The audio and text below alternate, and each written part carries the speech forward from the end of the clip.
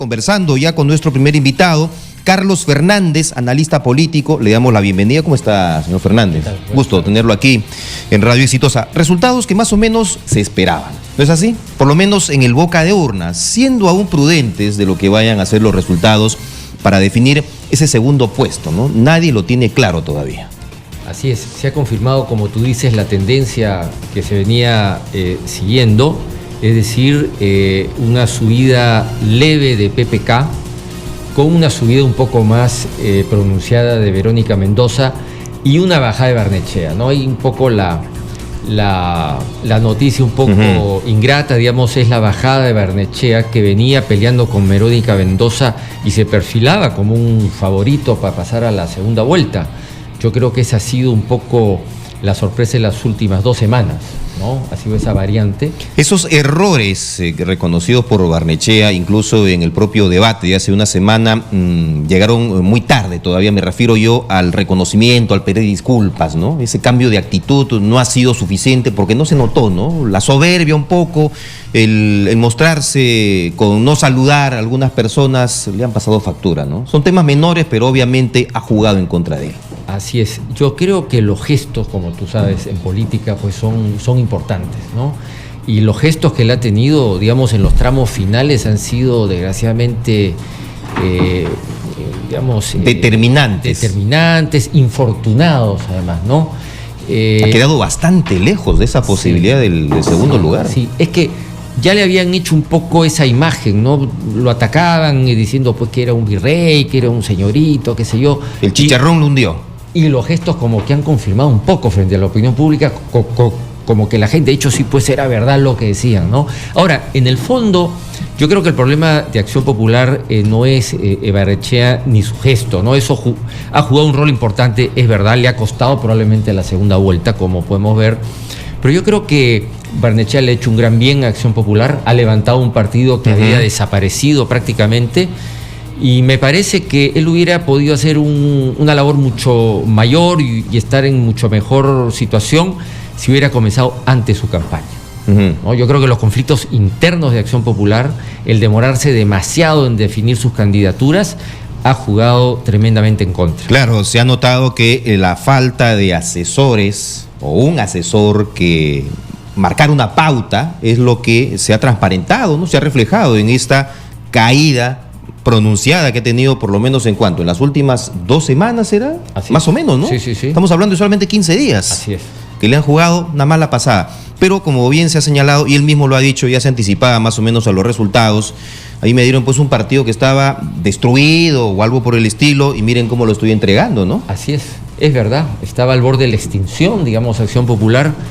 Y luego de Paniagua no encontraba un liderazgo importante, y yo creo que lo he encontrado. Y bueno por Acción Popular, que es un partido realmente gente honesta, ¿no? Que ha tenido en Belaúnde y Paniagua, digamos, 2 personalidades, y que siempre se ha mantenido más o menos, digamos, en esa tendencia. Ahora el tema, yo creo que empieza a pesar cada vez más, va a ser el Congreso, ¿no? Sí, el tema del Congreso yo creo que va a empezar a ser un tema importante para la gobernabilidad del futuro del país. Casi hay cerca de, son más de 30 escaños, creo, de diferencia entre los que va a sacar el fujimorismo respecto del segundo lugar.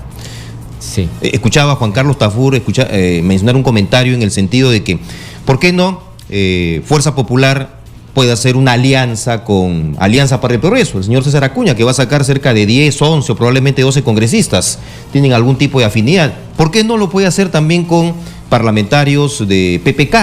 Y tendrían una mayoría absoluta para hacer las modificaciones de lo que gusten, ¿no? De lo que deseen. ¿Eso qué tanto puede beneficiar o no para un manejo parlamentario acorde a la expectativa que tenga un ejecutivo que no sea necesariamente fujimorista? Yo creo que el futuro no es tan nebuloso ni negro como lo presentan, ¿no? Creo que los actores económicos están tranquilos, sí, ¿no? Sí, yo creo que sí, con esta mayoría que van a tener el Parlamento, me parece que deben estar tranquilos porque, como tú mencionas, ya sea que gane finalmente las elecciones Keiko Fujimori, o gane Kuczynski, o gane Verónica Mendoza, en el Parlamento va a haber una mayoría, digamos, equilibrada, ¿no? O sea, no va a haber un grupo radical mayoritario, sino más bien van a ser las fuerzas de centro y conservadoras que van a tener una mayoría. Pro sistema económico vigente. Así es. Estamos a esta hora, reitero, con nuestro invitado, Carlos Fernández, analista político de la Universidad Antonio Ruiz de Montoya, aquí en Radio Exitosa y Exitosa TV, en nuestra multiplataforma también, a través de la señal de internet, cuando son las 5:27. Algunos comentarios, apreciaciones de lo dicho por tanto la señora Luz Salgado como por el candidato Martín Vizcarra, ¿no?, que va en la fórmula presidencial de Peruanos por el Cambio. ¿Qué le han dejado, señor Fernández? Me parece que lo que dice Luz Salgado en cierta manera es correcto. Últimamente se nota dentro de las diversas bancadas un mayor compromiso con el país, una mayor responsabilidad. Si bien el Congreso deja mucho que desear todavía por una serie de razones que todos conocemos, sin embargo, a diferencia de gobiernos anteriores, me parece que poco a poco, lentamente, las diversas bancadas empiezan ya a apoyar ciertas reformas, ciertas leyes que van a beneficiar a todo el país. Lo que acaba de decir Luz Salgado me parece que debe ser un compromiso de todas las fuerzas políticas. El país ya está cansado de que llega un partido y los otros partidos lo bloquean. Hay problemas urgentes que resolver, como el problema de la seguridad, el problema de la reforma electoral, de las medidas anticorrupción, etcétera, etcétera, que todo el mundo está de acuerdo en que tienen que resolverse lo antes posible, y sin embargo el Congreso pues no toma las medidas y la rapidez adecuada para resolver estos problemas. La clase política tiene que levantar sus bonos porque está media alicaída, ¿no? La percepción que tiene la población del Congreso es mala. Entonces los congresistas de este próximo Congreso que viene van a tener que levantar esa imagen a través de hechos concretos.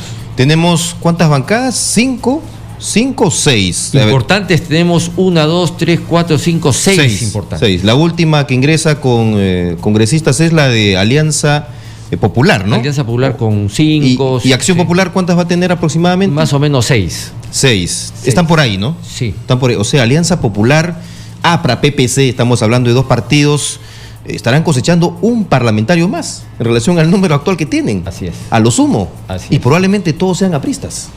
Así es. Bueno, hasta ahora. Sí. Porque la votación sigue, el conteo continúa y existe la posibilidad que no pase en la valla electoral también. Sí, ¿no? Aunque según el boca de urna lo habría superado, ¿no? Lo habría superado. Porque ayer ya se manifestó el jurado diciendo de que el 5% es la valla. Sí. No entra en vigencia, no entró en vigencia, digamos, la otra modificación que sí se aplicó para el tema de la exclusión, por ejemplo, de César Acuña, ¿no? Sí, pues, este Jurado Nacional de Elecciones, desgraciadamente, no está actuando correctamente, no está a la altura de las circunstancias. Yo creo que es el peor Jurado Nacional de Elecciones de los últimos 15 años, por lo menos que yo recuerde.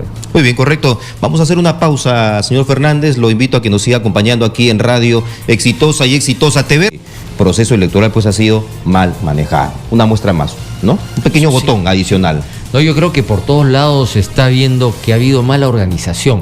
Y esto porque han habido pues marchas y contramarchas. Hasta último momento no sabíamos ni siquiera quiénes eran los candidatos, si se iban a imprimir las células o no se iban a imprimir. Entonces me parece que eso debe haber repercutido en todo el proceso de organización. Yo creo que hemos retrocedido en ese aspecto. No podemos olvidar tampoco lo de Julio Guzmán. Lo de Julio Guzmán realmente ha sido un escándalo que nunca se había visto en la historia de la República. Nunca un candidato ya inscrito lo habían sacado de esta manera, y aún más, pudiendo ganar a Keiko en segunda vuelta según las encuestas. Eso espero que Julio Guzmán no lo olvide y que tome las medidas correspondientes para que esto no se vuelva a repetir. La idea es corregir todos los errores que se han cometido ahora, y esa va a ser una tarea muy ardua y rápida que debe de tomar el próximo Congreso. Ahora sí, en el caso de Julio Guzmán, ya que usted hace mención del ex candidato, en la semana su ex jefa de prensa ha tenido palabras duras para él, ¿no? Incluso habló de que era un soberbio, mentía, trataba mal incluso a sus propios correligionarios, a quienes estaban dentro del partido. En fin, en buena hora, dicen, ¿no? De que quedó fuera de competencia, eso es lo que dejaba entrever. Quien trabajó muy cerca trabajó de la mano con este candidato, ¿no? Que fue hasta la OEA incluso a quejarse, ¿no? Ya tuvimos las expresiones ahí del secretario general, el señor Luis Almagro, y que no han sido pues rechazadas oficialmente por el gobierno, por Cancillería en lo absoluto, porque a criterio del presidente Ollanta Humala fue a título personal nada más. Y hablando del presidente, hasta el último momento, un descontrol total, ¿no? De él, porque ha estado opinando acerca del proceso, quejándose de que recién ayer se haya pronunciado el jurado sobre el tema de la valla electoral. En fin, una falta de neutralidad total en el señor Ollanta Humala, ¿no? Sí, yo creo que tanto él como Nadine Heredia no han tenido experiencia política previa, ¿no? En realidad son dos personas que han llegado sin ninguna trayectoria política atrás. Y eso pesa, ¿no? Eso pesa en este caso para cometer un sinnúmero de errores a nivel político. Este es un error más que está cometiendo, yo creo, Ollanta Humala y su esposa. Yo creo que están terminando mal su periodo. Creo que desde un inicio fueron personas improvisadas, sin un partido tampoco consolidado, como lo acaba de confirmar Daniela Bugatás en declaraciones de hace un par de días. Algo que todo el mundo sabía, pero claro, era el mal menor, en fin, y se escogió por él pensando que tenía atrás un equipo de gente que mostró que era gente de muy buen nivel, pero que al final no le dio pues el poder de decisión que debieron tener. Vamos a regresar hasta el Cusco a esta hora. Información en vivo con Manuel Torres. Adelante, Manuel. Información en vivo, balconazo de Verónica Mendoza frente a su local partidario. Vamos a escucharla. Odios y miedos, que hemos demostrado que mucho más puede el amor, que mucho más puede la esperanza, que mucho más puede la convicción de un futuro digno para nuestros hijos y para los hijos de nuestros hijos.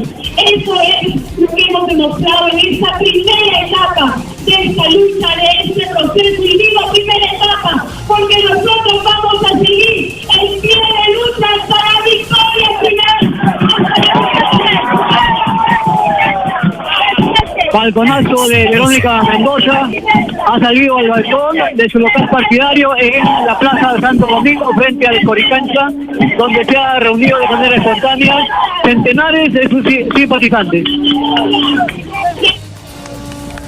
la memoria de Micaela Bastidas, por la memoria de Tupac Amaru, por todos nuestros pueblos demasiado tiempo olvidados y marginados, por nuestros hijos, por un futuro digno, por una patria digna. Seguimos adelante, nadie nos para, nada nos detiene. Vivo desde el Cusco con el balconazo de Verónica Mendoza en su local partidario, quien ha agradecido a sus personeros que dice que en estos momentos están defendiendo voto a voto. Hermanas, hermanos, sigamos unidos. Hermanas, hermanos, sigamos unidos como en un solo puño, como en un solo pensamiento y un solo corazón, como lo dijimos en esta campaña.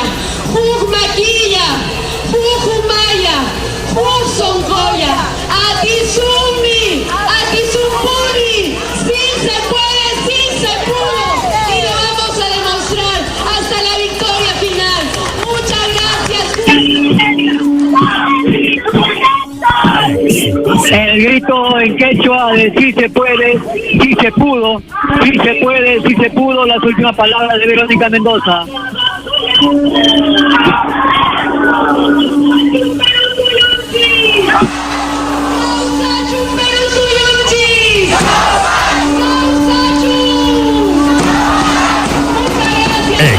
Desde el balcón de su local partidario en la Plaza de Santo Domingo, aquí en el centro histórico del Cusco, ya ha dedicado palabras muy sentidas a sus personeros que dice son personeros voluntarios, espontáneos, los que no reciben ningún tipo de dinero, que todo lo hacen como lo han hecho los partidarios a lo largo de la campaña, desde el corazón, desde el sentimiento. Regresamos en cualquier momento desde el Cusco con otras intervenciones que pueda tener Verónica Mendoza, que esta noche está viajando a la ciudad de Lima. Adelante, Ángel. Muy bien, muchas gracias por esa información, Manuel. en detalle, informándonos de todos los detalles y el seguimiento que estaba haciendo a la candidata Verónica Mendoza en este balconazo, entonces, brindado desde el local del Frente Amplio en la ciudad del Cusco, 5 de la tarde con 39 minutos, 5:39. Bueno, a diferencia de PPK, Verónica Mendoza sí se está pronunciando, ya lo ha hecho varias veces, desde que se han conocido los resultados a boca de urna. Señor Fernández. Sí, Verónica está feliz, por supuesto, es la que ha sacado los mejores resultados, es la que ha subido más, y es una figura política, yo creo que se va a proyectar, es una figura todavía joven. Y así no consiga acceder a la segunda vuelta, no se imaginaban ellos. Así es. Creo que ni los mejores sueños estar en este momento. Yo creo que ni ella ni Barnechea hubieran podido crecer si Guzmán no salía, ¿no? Yo creo que eso está clarito. Así es. La salida de Guzmán, sobre todo, ha beneficiado la candidatura de Verónica y de Barnechea. La de Acuña se ha repartido un poco más, digamos, entre todos, pero yo creo que si Guzmán seguía, probablemente ella hubiera continuado entre 2 y el 5%, ¿no? Ha sido una suerte para ella, o sea, la suerte ha jugado a favor de ella y a favor de Barnechea, y esperemos que la izquierda aproveche esta suerte que ha tenido de poder llegar a donde está llegando y tener una bancada importante. Ya creo que hay que resaltar un primer aporte tanto de Barnechea como de Verónica Mendoza, de haber planteado el tema del control de los recursos naturales por parte del Estado, ¿no? Yo creo que este tema es fundamental para el futuro del país. Si queremos mejorar los servicios públicos, si queremos mejorar los sueldos de policías, de enfermeras, qué sé yo, tenemos que obtener más recursos. Y el Perú es dueño de su minería, es dueño de su gas, y vemos cómo otros países han renegociado y están ganando muchísimo más por estos recursos. Yo creo que esto se ha puesto sobre el tapete. Incluso el fujimorismo yo creo que va a poder apoyar una renegociación de contratos, porque cuando Fujimori negoció los contratos, el Perú estaba quebrado. El Perú no tenía capacidad de negociación, mucha capacidad de negociación. Alan García entregó el Perú quebrado con 7.000% de inflación. Entonces los márgenes de negociación eran muy, muy, muy pequeños. Ahora la situación es diferente.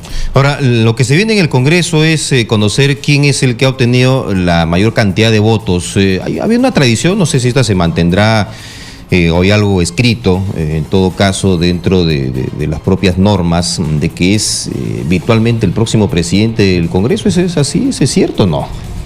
Normalmente, ¿no? Normalmente, pero ahora, como están las cosas, y por la fragmentación que vamos a tener, creo que todavía es un poco prematuro. Y en la anterior elección quien había sacado ese primer lugar fue Kenji Fujimori, pero declinó. Sí. Por razones bastante claras, creo, también, ¿no? Sí. Bueno, yo tengo una visión optimista en medio de todo lo que ha sucedido. No hay que perder de vista que somos una democracia todavía que está empezando a caminar, a aprender a dar sus primeros pasos, y es normal que hayan avances y retrocesos en este proceso. El Perú ha retrocedido en términos electorales, se han cometido muchos errores, no es una catástrofe tampoco, el Perú no va, digamos, a sufrir demasiado, pero hay que aprender la lección. Pero el futuro me parece que es bastante halagüeño. Yo creo que con este Congreso se va a dar una cierta estabilidad y va a permitir a que una izquierda más joven entre al Congreso, ¿no? Y pueda desde allí empezar a renovar la izquierda peruana que el Perú necesita, porque el Perú necesita también una fuerza de oposición, una fuerza nacionalista, una fuerza que luche por eliminar las desigualdades en nuestro país. Correcto, estamos conversando, se los recuerdo, amigos, de Exitosa Radio, Exitosa TV, con Carlos Fernández, analista político de la Universidad Antonio Ruiz de Montoya. Estamos haciendo estos enlaces también, estos contactos con nuestros colegas desde el interior del país en esta transmisión hoy extraordinaria de Exitosa, elecciones 2016. Vamos hasta Puno, en vivo con Percy Calizaya. Adelante, Percy. Buenas tardes, Ángel. Información. Las elecciones para la presidencia de la República, Congresal y Parlamento andino se llevó con normalidad. De acuerdo a la empresa Neutral y otras que participaron en las encuestas, arrojaron para la boca de urna para la presidencial 36.96% para el Frente Amplio, 18.11% para la Fuerza Popular, 14 73% para Democracia Directa, 8% para Peruanos para el Cambio, mientras para las proyecciones para el Congreso de la República es como sigue: 33% para el Frente Amplio, 23% para Fuerza Popular, 10% para Democracia Directa y 8% para Alianza para el Progreso. Informó Percy Calizada Rodríguez para Exitosa Noticia. Muy bien, muchas gracias Percy entonces por esa información. 5:44, el Sur apoyado, ¿no?, de forma masiva a la candidata Verónica Mendoza. Ya esto le permitió, por ejemplo, Ollanta Humala ser presidente en la pasada elección. Estuvo casi en un tris de hacerlo cuando compitió con Alan García en esa segunda vuelta, y ese fue el Sur que también le dio el triunfo a Alejandro Toledo, ¿no? El Sur más o menos se mueve en función del candidato de moda. ¿Ah? Yo creo que el Sur tradicionalmente es de izquierda, ¿no? El Sur es la zona andina más importante del país, donde se concentra la cultura quechua y aymara, pero también donde se concentra mucho la extrema pobreza y la pobreza, ¿no? Y todos estos candidatos que tú has mencionado son, digamos, los que han sido percibidos como los más cercanos al pueblo, y por los que en su discurso por lo menos han prometido luchar más por la igualdad y el progreso de estos pueblos olvidados. Y se han sentido traicionados, defraudados. Yo creo que sí. De haber confiado el voto en estas personas. Yo creo que sí, y digamos, sacar, como parece que va a sacar el Frente Amplio de Verónica Mendoza, entre 22 y 20 curules en el Congreso, yo creo que es un compromiso muy importante para desde allí, digamos, crecer a nivel político, crecer ideológicamente, modernizar un poco sus ideas, que todos tenemos que hacerlo siempre. Y lo que decía, como deseo también, quizás puede ser solo verbalmente, probablemente en el fondo también lo desea así la señora Luz Salgado, ojalá que se mantengan unidos y no pase lo mismo que con la bancada de Ollanta Humala. Bueno, ese es un deseo que todos tenemos, ¿no? Y que también habría que deseárselo de cierta manera a los grupos conservadores, porque ahora no solamente la izquierda está desunida, sino también la derecha está desunida, ¿no? El proceso de fragmentación que antes era más característico de la izquierda, ahora, digamos, se ha expandido a la derecha también. Son los mejores resultados que saca la izquierda en muchos años. Exacto. Casi 30, ¿no? Exacto, yo creo que es... desde Barrantes. Los astros se han alineado a su favor, ha sido una suerte la retirada de Guzmán, y yo creo que tienen que aprovechar esta suerte. Yo creo que tener 20 parlamentarios les va a dar una posibilidad realmente de llegar a todo el país y de poder, digamos, levantar y promover una serie de reformas que sirvan para avanzar hacia la mayor igualdad de nuestro país. En esta conversación que sostenemos con nuestro invitado, aquí a través de los 95.5, la frecuencia modulada, Carlos Fernández, de la Universidad Antonio Ruiz de Montoya. Me parece que fue un error de Toledo participar en estas elecciones. Yo creo que lo ha hecho un poco como un escudo defensivo frente a los juicios que tenía, ¿no? Ha tenido un efecto un poco distractivo, decir, bueno, ¿cómo se van a meter con un candidato a la presidencia? Claro, pero ese escudo está peor que la capa de ozono, ¿no? Pero, hueco. Digamos que ha pasado la ola, ¿no? Ha pasado la ola y ahí está, no le ha pasado nada. Y lo que tú dices también es importante resaltar, la votación que ha obtenido Gregorio Santos. GFK le da 4%, Ipsos le da 3.8%. Si tú le sumas esos votos a Verónica Mendoza, si hubiera estado unida a la izquierda, ya Verónica estaría, digamos, con muchas más posibilidades de pasar a una segunda vuelta. Goyo Santos entonces le está restando aún la posibilidad a Verónica Mendoza de pasar, sí, de superar a PPK. Yo creo que sí. Ajá. Los números están hablando. 4% le da GFK, 3.8 Ipsos. En Cajamarca ha arrasado por Gregorio Santos. Así literalmente. Ha arrasado en relación a Verónica Mendoza, pero estaba viendo ahí un poco los avances, sí, y sale que Keiko le ha ganado a Gregorio Santos en Cajamarca, lo cual es una sorpresa. Ya, sintomático. Es sintomático, ¿no? Sí. Ahora, yo quería resaltar un tema que es el tema más importante de esta campaña, que es el de la seguridad ciudadana. Y el tema de la seguridad ciudadana, que tiene que ser un compromiso de todos los partidos, una de las primeras medidas tiene que ser un plan de lucha contra la violencia social, la delincuencia, la inseguridad que hay en el país. Y el tema de la inseguridad tiene que ver con el tema de la violencia social y también la violencia política. Ahora, si uno va al cine, en todos los avances que hay antes que empiece la película, todos son, o la mayoría son películas de violencia. La mayoría de las películas son de violencia. En la televisión, la mayoría de películas son sobre violencia. Los juegos que juegan los niños, los pinballs en la computadora, todos son sobre violencia y ganan los juegos el que mata más personas. Entonces, la sociedad, nosotros, estamos permitiendo que se desarrolle una cultura de la muerte, una cultura de la violencia y no una cultura de la paz. 2 meses tenemos todavía de campaña por delante, ¿no? Eso es lo que uno desea en el fondo, pero me temo que no va a ser tanto así, va a haber mucho matiz, ¿eh? Sí, yo quería comentar también lo que acaba de decir Kenji Fujimori.